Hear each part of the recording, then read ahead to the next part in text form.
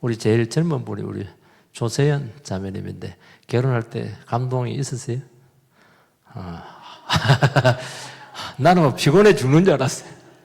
얼마나 피곤한지.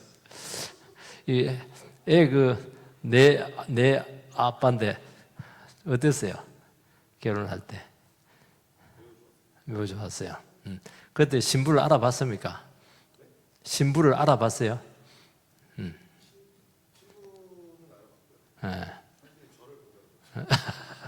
눈에 뭘 많이 붙여서 그랬겠지 뭐. 저는 못 알아봤어요. 어떤 여자가 씩 앞으로 지나가는데 생판 처음 본 여자였습니다. 얼마나 그 변신을 했던지. 그때 이후로는 그 모습이 안 나타나. 이게 문제. 계속 그 좋았는데 참 보면 이제 사람들은 그 인생의 목적이 이제 행복이다 그 생각을 해요. 행복.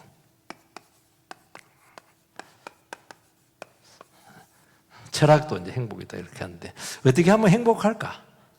어떻게 하면 행복할까? 우리 권정욱 지사님은 행복해요?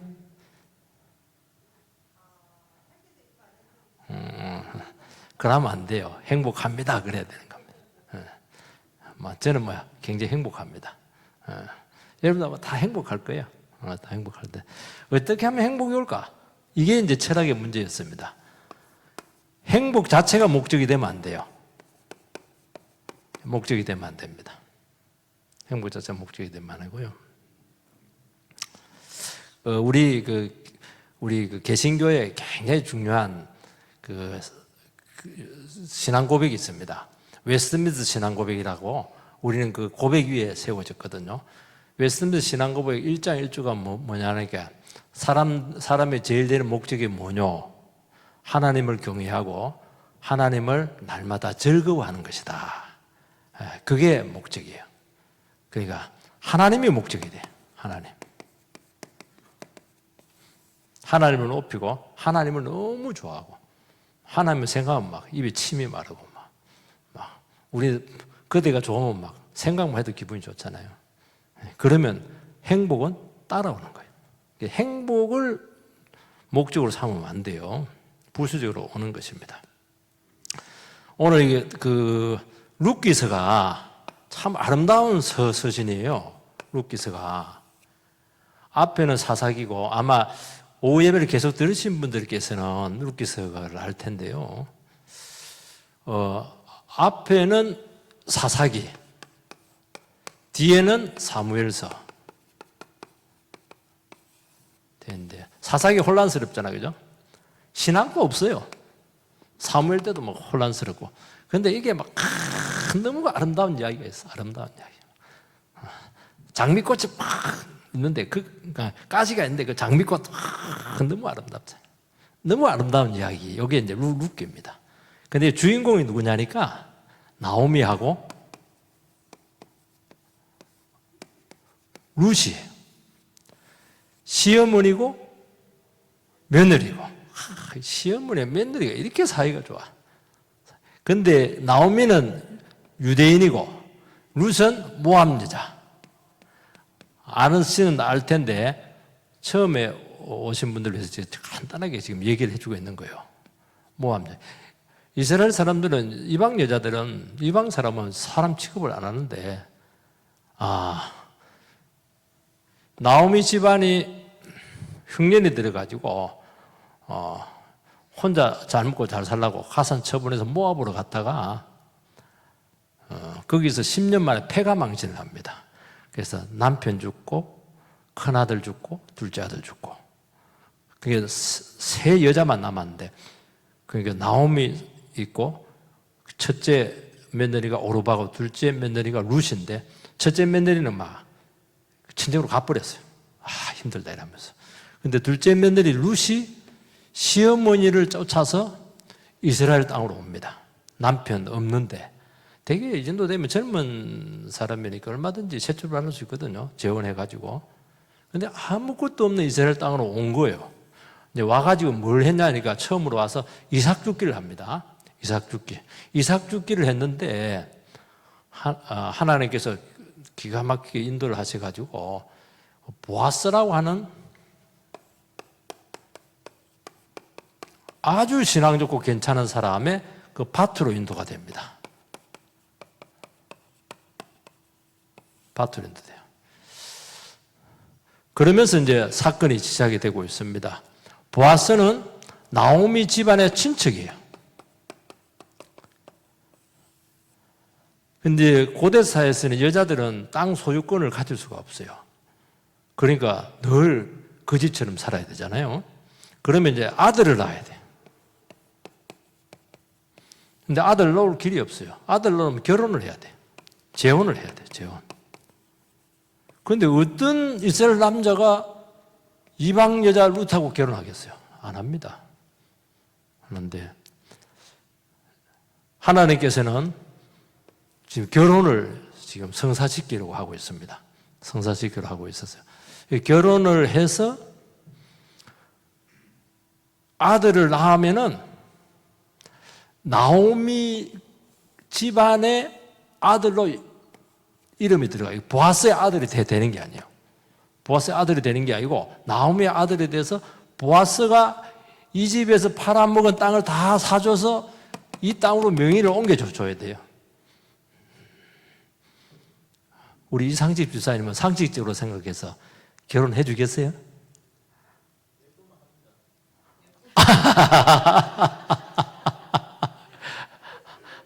나는 예쁘도 안 해줄 것 같아. 내가 살아야지. 야, 이승희 집사님 참 너무 솔직해서 정말 참 너무 좋은 것 같아요. 안 예쁘면 안 해준다는 거 아니에요, 그 말은. 큰일 난데. 믿음이 좋으면 해준다, 이래야 되는데. 그러니까 사실은 이게 이제 어려운 말로 이제 우리 형수치사제도잖아요. 형수치사제도. 형님이 아들 없이 죽으면 그 시동생이 그 형수랑 관계해서 거기서 난 아들을 형님의 이름으로 이렇게 가문을 이어주는 것이거든요. 이게 이스라엘에도 있었어요. 훨씬 강해요. 고엘 제도다. 이렇게 고엘 제도. 이거는 워낙 부담이 크기 때문에 몸 줘야지, 땅 줘야지, 그리고 인생 줘야지. 너무 희생이 크기 때문에 이거는 강제 조항은 아니고 이건 자유 조항이에요. 강요할 수는 없어요. 그런데 이거는 너무 하나님 마음과 맞아요. 이걸 하면은 엄청난 축복이에요. 이게 복음이에요, 사실은. 하나님 우리 같이 살갗이 없는 사람을 위해서 아들을 주었잖아요. 다 줬잖아요. 우리를 축복하려고. 그 복음의 그림자를 얘기를 하는 것입니다. 이런 그 시대적인 배경 속에서 오늘 이제 드디어 청혼을 이제 하고 있습니다.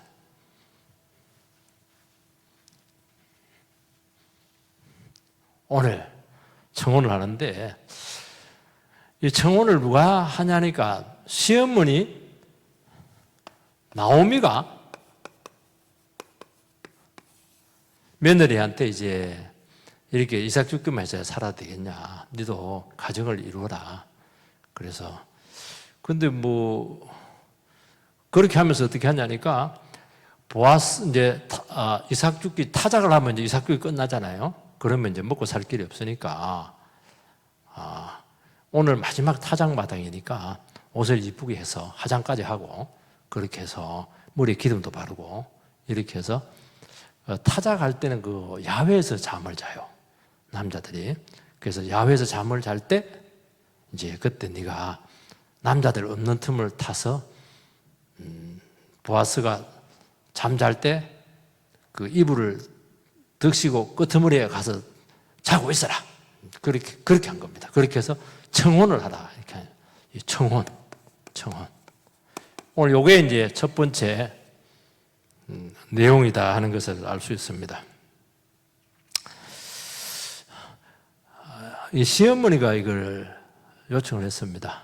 시어머니 요청을 했는데 보자. 우리 김홍락 권사님은 요거 순종할 수 있어요? 시어머니가 야심한 밤에 달빛이 내리쓰고 있고 노적가리에 남자 혼자 잠자고 있는데 남자가 잠들 때 그때 가서 그 이불 들시고 누워 있으라. 그래서 누구냐 이러면 나는 루시다고 제 청혼을 받아주십시오. 그렇게 할 수가 있겠습니까? 못할 것 같죠. 예를 들어서 굉장히 이거 예민하게 반응하시네. 뭐 캥기는 게 있는가 봐요. 굉장히 예민하시네. 나 평소에 저러지 않으셨는데, 굉장히 참 평소에 잘 못해줘서 그런가 봐요. 이거 뭐 잘못한 집안 이거 뭐 부부관계 깨뜨리겠는데. 사실은 그 이방 여자잖아요, 그죠? 이방 여자. 그리고 청혼은 누가 합니까? 되게 남자가요. 근데 여자가 합니다. 지금도 여자가 하기 힘들어요.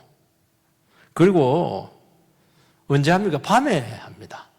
밤에 카페도 아니고 혼자 가요. 그 이불을 득시고 들어가야 돼요.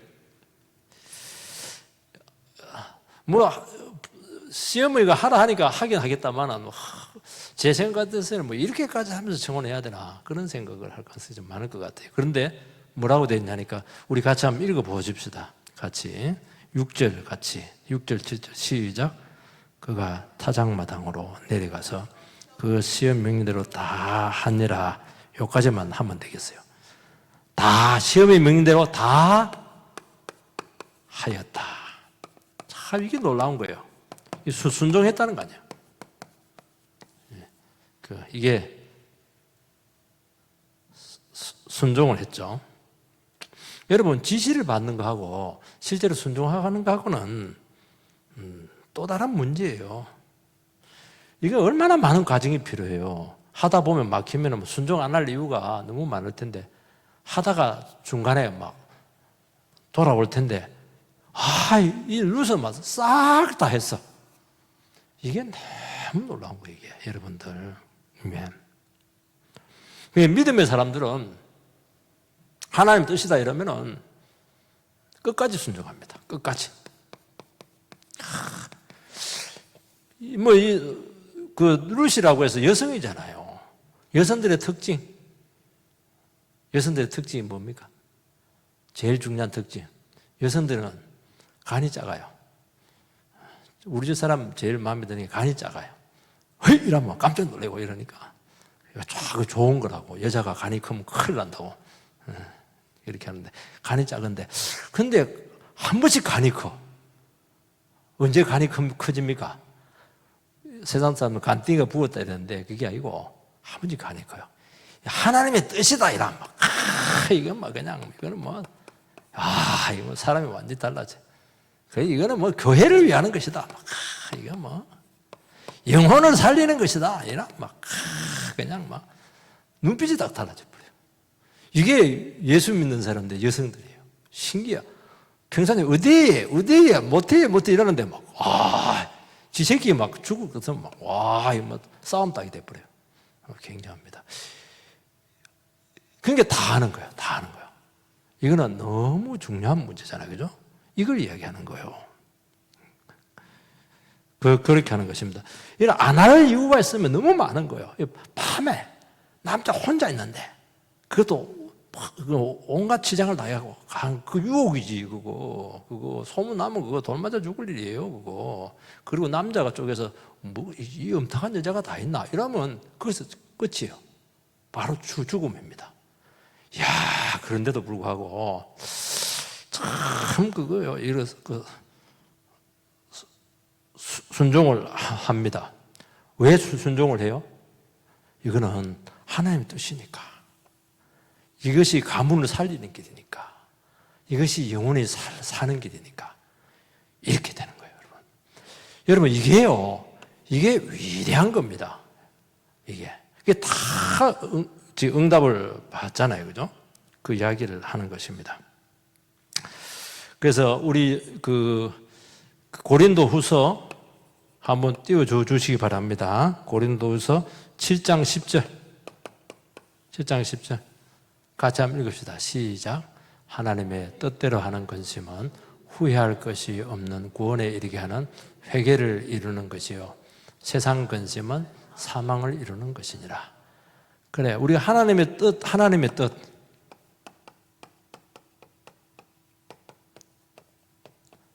하나님의 뜻이 술술 되는 게 아니에요. 하나님 뜻을 이루려 하면 뭐라고 돼 있어요? 하나님 뜻을 이루려고 하면은 뜻대로 근심이 있어. 그 근심. 근심이 많아. 안 될 것 같아. 그죠? 거의 하나 세우려면 근심이 너무 많아. 저는 잠 못 잘 때 너무 많아요. 제명대로 살겠나? 요즘은 돌아서면 설교고, 돌아서면 설교고 이래가지고, 야, 하나님 힘 안 주면 안 돼요. 저는, 아프고 싶어도 아프면 안 돼요. 왜냐하면 설교를 못 하니까. 수술하고 싶어도 딱 설교 피해서 수술해야 돼요. 저는 제 몸이 아니에요. 근심이 많아. 놀러도 못 가. 근심이 많아요. 하나님 뜻대로 하는. 고민 많아요. 그런데도 후회가 안 돼. 후회할 게 안 돼요. 여러분, 우리가 하나님 뜻대로 안 살면 아무 상관없어. 되는 대로 살면 뭐 상관없어. 먹을 때 먹고, 뭐, 돌아다닐 때 돌아다니고 이렇게 하면 되는데, 정말 하나님 뜻대로 살아야 되겠다. 그렇게 하면요, 모든 게 걸리고, 하나님 뜻대로 살지 말아야 될 게 너무 많은 거예요. 또 위험이 너무 많아요. 그래도 어떻게 합니까? 이런 걸 다 생각하면서 이걸 전부 다 극복을 해내는 거예요. 참. 그러면 어떻게 되느냐? 역사가 나타나요. 하나님 나라는 이렇게 만들어지는 것입니다. 여러분들이 신앙생활하고 이렇게 하시면서 고민될 거 많잖아요. 이래도 되고 저래도 되고. 참 신경 쓸 일이 많아요. 신경 쓸 일이 많고, 나는 어디 혼자 도망가서 패내게 살고 싶다. 그렇게 하는데, 그렇게 갈 데도 없고, 집에 나와봐야 갈 데도 없어요. 친구들도 한 번 놀러 오면 좋은 것이 시도 때도 없으면 싫어요. 갈 데가 없어. 친정도 시도 때도 없이 가면 싫어요. 친정. 결혼식이 났으면 됐지. 왜 자꾸 오냐고. 근데 갈 데가 없어요. 그런데 어떻게 되냐니까 이런 가운데 있을 때 여러분들께서 하나님 뜻을 생각하면서 자꾸 고민을 하세요. 그 근심에서 잠 못 자는 거 괜찮아요. 이거는 후회가 없는 거예요. 내가 하나님 뜻대로 살아야 될까? 내가 아니면 막 되는 대로 살까? 어떻게 하는 것이 하나님 기뻐할까? 어떻게 하는 것이 저 영혼을 살리는 길일까? 어떻게 하는 것이 참 교회를 이렇게 세울까? 이거는 굉장히 좋은 거예요. 근심이 엄청 많아요. 왜냐? 안 되거든. 안 되게 돼 있거든요. 근데 거기는 후회가 없다는 거예요. 그냥 내 마음대로 살고, 막 마음대로 돌아다니고, 이러면 전부 다 후회거려요. 그 열매가 없거든요. 그래서 보시기 바랍니다. 여기서 무슨 음탕이 나오고, 여기서 무슨 내 개인적인 이익이 나오고, 결혼 하나 잘해가지고 막 인생 팔자 피겠다 그런 게 뭐가 있어요.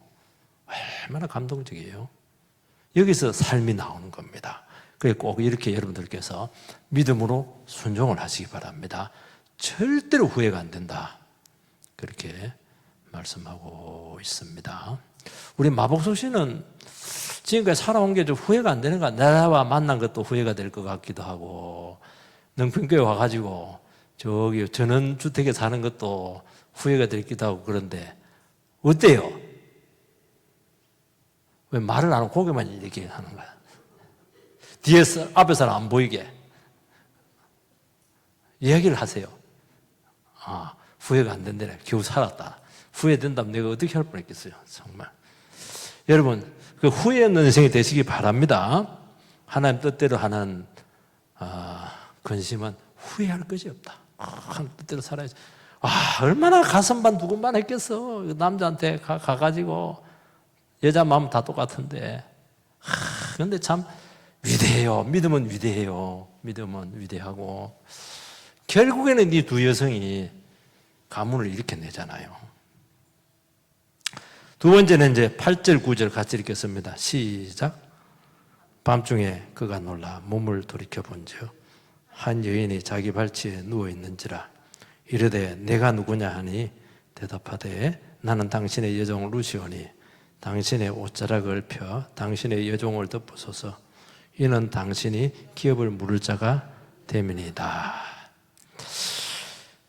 자다가 보니까 그때는 이제 술을 한 잔씩 했던 것 같아요. 목이 칼칼하고 이러니까 일어났는데 보니까 발로 퍽 했는데 막 물컹해요. 멧돼지도 아니고. 내가 누구냐? 이러니까. 여러분이 뭐 어떻게 하겠어요? 남자가 자다가 깨어나가지고 옆에 자고 있어요, 여자가. 어떻게 하겠어요? 심지사님은 어떻게 하겠어요? 말 잘해야 됩니다, 이거. 오늘 평소에 안 하던 말씀을 자꾸 하시네. 웬 여자야? 이러면서 그렇게 할 텐데. 그렇죠. 맞아요. 쫓아내라 했습니다, 김문호 강사님. 그러니까, 넌 누구냐? 이러니까. 나는 당신의 여종, 룻인데 당신의 옷자락으로 여종을 덮으소서. 이 여종이라 할 때는 부인, 아내에 대한 이 겸손한 표현을 이야기하는 겁니다. 원래 뜻은 그 이야기를 배우자에 대한 겸손한 표현이죠. 그런데 성경에서 보니까 이게 아름답지 실제로는 이게 무슨 장면이에요? 유혹입니다. 이 애정 행각을 지금 벌이고 있는 거예요. 그거 요즘같이 CCTV에 걸리면 어떻게 돼요? 정말 끔찍한 일이 생길 수밖에 없죠. 목사들한테 이 시간에 찾아오면 큰일 나요. 목 날라가요. 그렇게 하는 것입니다. 그래서 그 청혼을 하는데 결혼해 주십시오 그렇게 하는 것이 아니고요. 당신의 옷자락으로 여종을 덮으소서. 여러분 그 룻기서 2장 12절을 한번 찾아보시기 바랍니다. 룻기서 2장 12절. 2장 12절 같이 읽읍시다. 시작. 여호와께서 내가 행한 일에 보답하시기를 원하며 이스라엘의 하나님 여호와께서 그의 날개 아래 보호를 받으러 온 내게 온전한 상 주시기를 원하노라 하는지라. 처음 보아스하고 룻이 만났을 때 보아스가 위로를 해줍니다. 너는 이방 여자인데 이스라엘 땅으로 온 것은 그것은 여호와의 날개 그늘 아래 보호받기 위해서 왔다. 그렇게 인정을 해줘요. 굉장히 위로를 받죠. 그런데 이 룻이 얼마나 센스가 있고 지혜로운지 그 말을 그대로 받아요. 그러면서 뭐라고 얘기하냐니까 당신의 옷자락으로 당신의 여종을 덮으소서. 그 말을 받은 거예요. 하나님 날개 그늘 당신의 옷자락으로 청혼 방식, 청혼을 해도 막 걔를 해줄래 그렇게 하는 게 아니고 정말 고급스러운 언어를 써가지고 그 수준 높고 아주 지혜로운 청혼을 했죠. 굉장히 재치가 있어요. 우리가 기억을 합시다.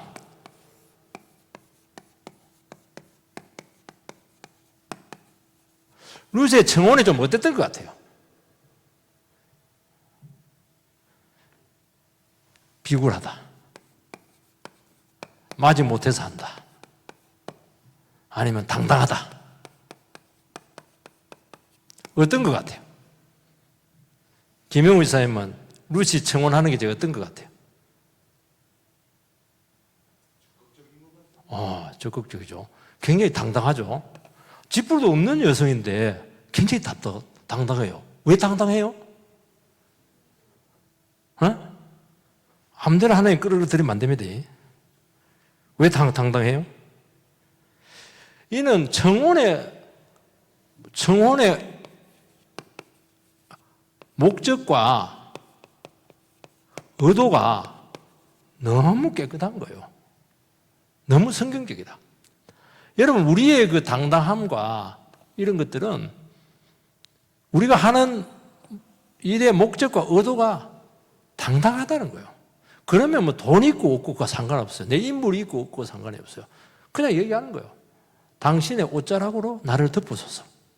우리 같으면 막 덜덜 떨려 의대에 이러면서 막 말도 못하고 나갈 텐데 얘기 다 하잖아요. 나는 당신의 여종이오니 당신의 옷자락으로 나를 덮어서 저는 이것도 잘 외워지지가 않았어요.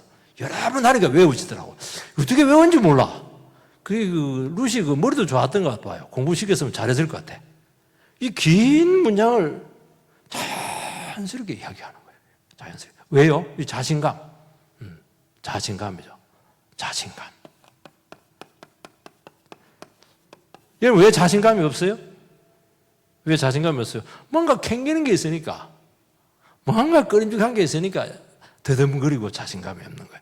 진짜 하나님 앞에서 내가 깨끗하고 의도가 분명하고 영혼을 살리고 그리고 다른 사람을 사랑하기 위해서 하나님을 높이기 위해서 한다면은요, 막 당당합니다. 당당하고 뭐 해주면 하고 하지 말라면 떳떳이 하라.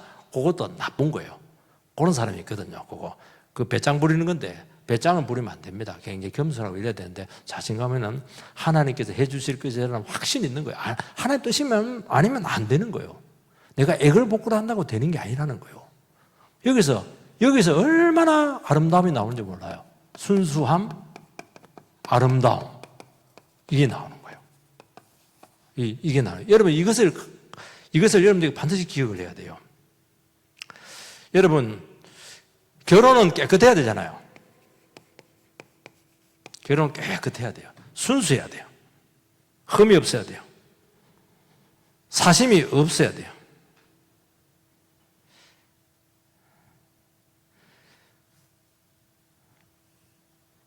그 이야기 하는 거예요. 그러니까 이제 우리 한국 사람들은 결혼을 할 때 보면 남자들 같은 경우에는 이제 자기 사회적인 성취를 위해서 결혼을 조금 이렇게 좀 이용을 할 때가 많아요. 제가 이제 신대원 다닐 때 이제 좀 못마땅했던 것이 주의 종을 갈 사람들인데 꼭 그 사무가 될 사람들을 꼭 그 재테크 능력이 있는 그런 사람들을 구하는 전도사님들 좀 많이 봤어요. 피아노 학원을 할 수 있는 사람이란데 뭐 교사가 나쁘다는 게 아닙니다. 어떤 이런 재테크 능력이 있으면 어차피 나는 돈을 못 벌 거니까 경제적인 책임을 져라 이런 의도가 들어있는데 저는 거기에 대해서 굉장히 옳지 않다고 봐요.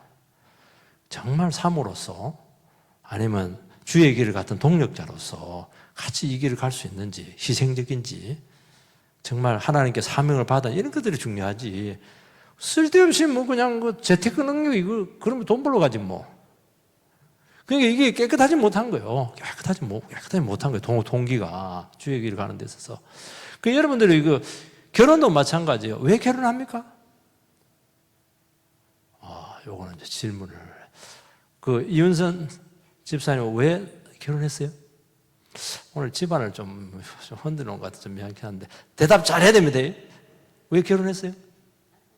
그렇지. 사랑해서. 사랑해서 결혼. 자, 박수. 뭐 사랑하면 만명통치약인데 어떻게 사랑도 여러 가지 색깔이 있거든. 어떻게 사랑을 했다는 거야? 그냥 뭐 필이 꽂힌 거야? 아니면은 뭐 이 남자를 어떻게 내가 좀 기도해서 도와줘야 되겠다 뭐.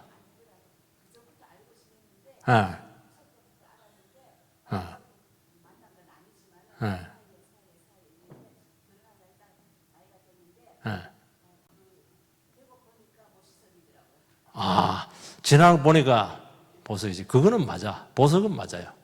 늦게 알아봤네. 보니까. 우리 이정미 권사님은 왜 저 여보야를 하고 결혼했습니까?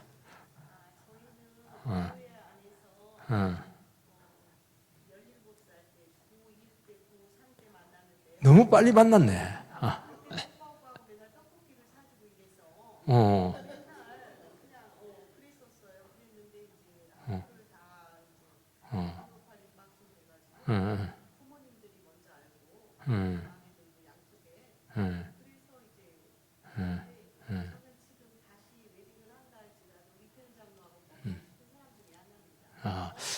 야, 이거, 정말 앞으로의 일이 너무 기대가 되네요.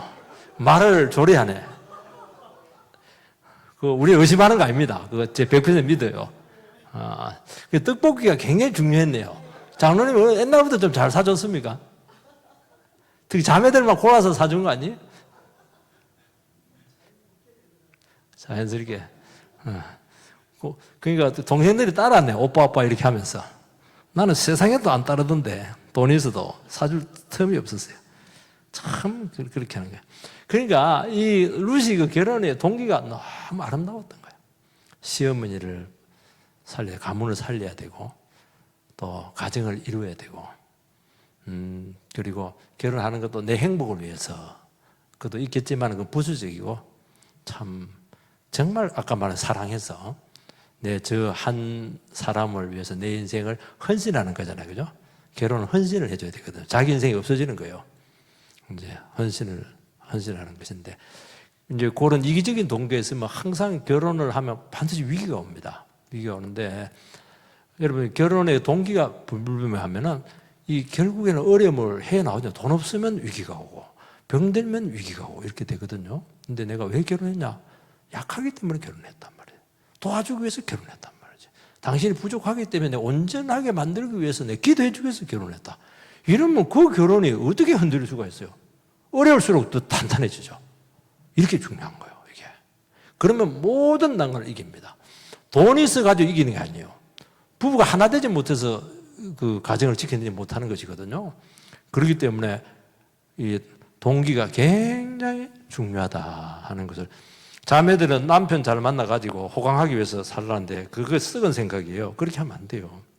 그런 남자도 없고, 그런 남자를 기대했으니까 실망하는 거예요, 결혼하고 나서. 세상에 그런 남자 어디 있어요? 자기 몸도 가르치지 못하는데 다 착각이에요. 그렇게 하는 거예요. 그리고 결혼은 책임을 지는 거예요. 책임. 굉장히 중요하죠. 당신은 기업 물을 자가 돼야 된다. 결혼돼주고 애도 낳아주고 땅도 사주고 책임을 지는 겁니다. 결혼은 처음에는 뭐 필이 필요할지 모르겠지만 아니에요. 결혼은 무거운 책임을 지는 연애가 아닙니다. 그리고 특히 말에 책임을 져요. 말에. 오늘 이 말에 책임을 안 져요. 사랑한다 해놓고는 마음에 안 들면 막 안 사랑해버리고 이렇게 되거든요. 그리고 막 그냥 일 저질러 놓고는, 정조를 깨뜨려 놓고는 막 그냥 부담 갖고 도망가 버리고. 여러분들 자녀들이 결혼해야 될 텐데 이런 부분들이 굉장히 중요한 거예요. 책임을 못 져요. 경제적으로 책임을 못 지고, 정서적으로 책임을 못 지고. 결혼은 무거운 책임을 지는 것이거든요. 그리고 일단 결혼을 해버리면 그 다음부터는 말하면 안 돼요. 무한 책임으로 들어가는 것입니다. 그걸 얘기하는 거예요. 참 너무 귀하죠. 우리 같이 10절을 같이 읽읍시다. 자, 시작. 그가 이르되 내 딸아 여호와께서 내게 복 주시기를 원하노라. 내가 가난하건 부하건 젊은 자를 따르지 아니하였으니 내가 베푼 은혜가 처음보다 나중이 더하도다. 그러니까 벌써 보아스가 딱 아는 거야. 룻이 왜 자기가 청혼했는가 아는 거야. 나이 차이가 많은데 네가 젊은 것도 늙은 것도 나이도 불문하고 네가 나에게 청혼했다고 그걸 아는 거예요. 그리고 유명한 말을 하는데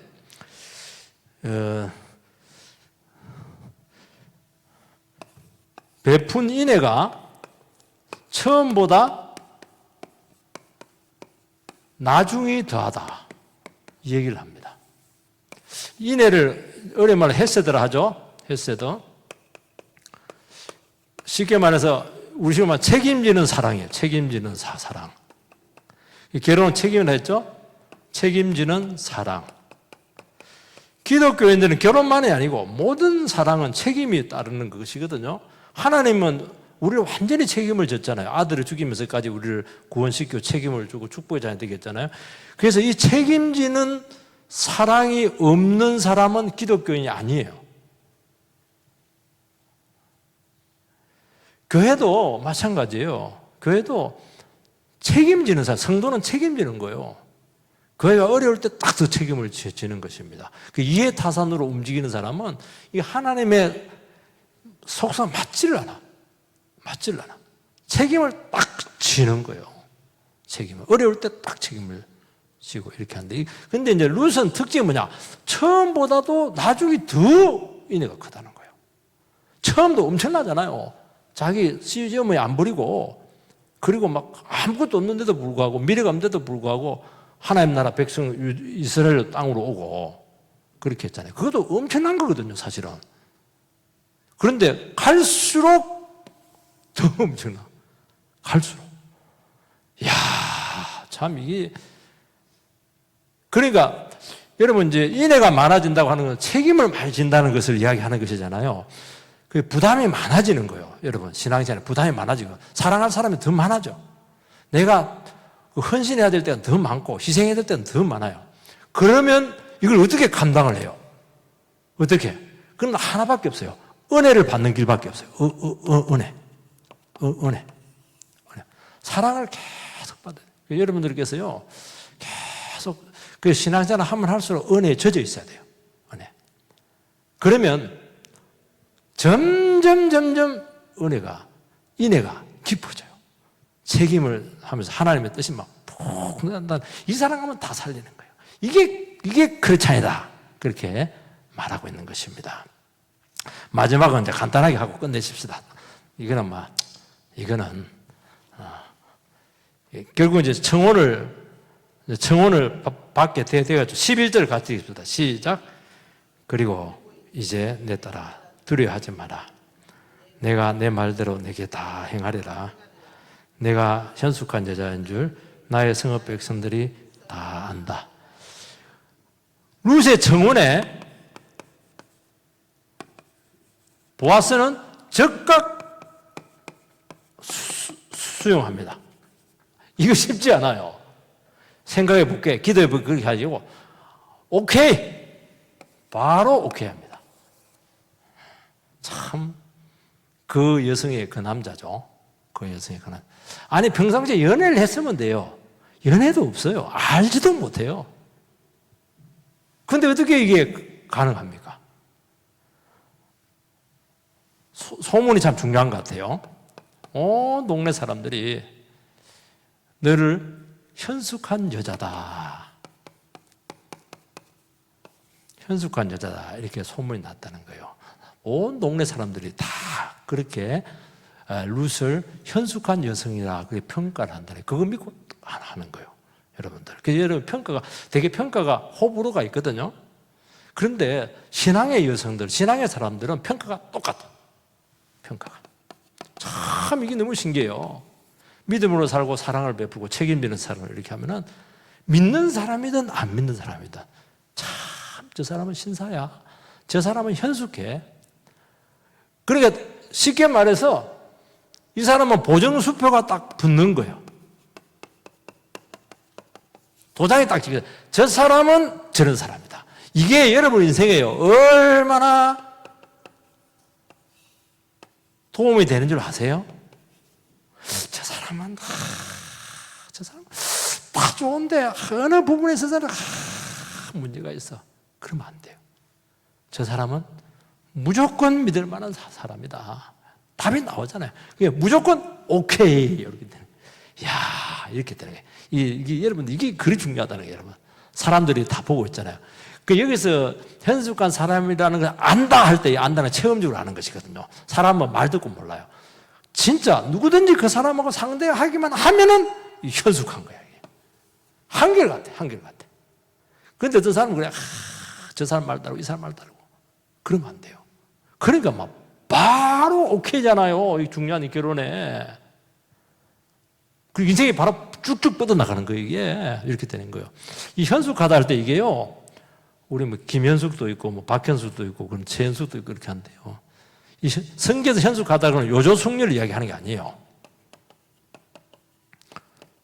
또 뭐 살림 잘하고 신사임당 같은 뭐 그런 것도 있긴 한데 성경에서 현숙하다고 하는 것은 영적인 개념이에요. 영적인 개념이에요. 그 현숙하다 할 때 그 원어 뜻이 힘이에요. 힘. 영적인 힘이 굉장한 거예요. 영적인 힘이. 이게 현숙한 여성입니다. 룻이 얼마나 대단한 여성이냐 하면은 아무것도 없는 데잖아요. 와가지고 결혼하고 애 놓고 집안 일구고 그리고 그 밑에 3대 손이 다윗이잖아. 믿음의 가문을 이루고 예수님의 족보에 들어가고 그러니까 뭐 이 여성은 믿음의 힘을 가지고 싹 다 해버렸어요. 불가능한 일을 다 한 거예요. 이게 현숙한 거예요. 이게 현숙한 거예요. 이게 현숙한 거. 그게 벌써 보아스가 보니까 보통 여자가 아니야. 보통 여자가 아니고, 이야, 보아스를 이제 유력한 사람이다 이렇게 한대요. 3장 1절에 보면 1장 1절 유력한 사람인데 이것도 힘이거든요.